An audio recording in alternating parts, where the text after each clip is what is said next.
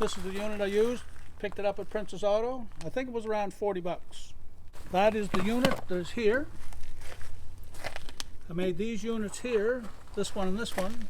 I made them out of it was a staging mount bracket. I just cut it off and it fit here.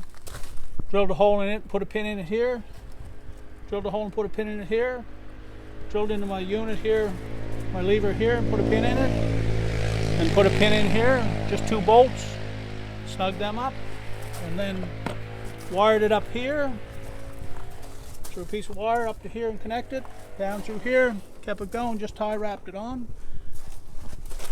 And come over through here, down through here, into the cab, under the cab, up through the hole in the floor where my axle lock is.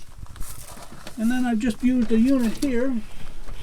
It's actually off a plow winch that I had, and it's just a reversing battery pack, which is what it is. And I just powered it up here off of the power on the tractor back here, the auxiliary power, and then just brought my switch up here and just tie wrapped it here, and then I just simply click it here,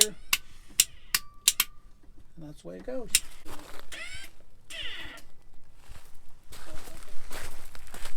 It's just that simple. But you can buy a reversing switch at Princess Auto for probably about a DC reversing switch for like 30 bucks, probably 35 bucks or something. Anyway, works great. It's been on there for almost a year. It just makes a real big difference when you don't have to get out of that cab when it's cold and blowy. Awesome. Thanks for explaining that, Dad. You're quite welcome. Enjoy, everybody.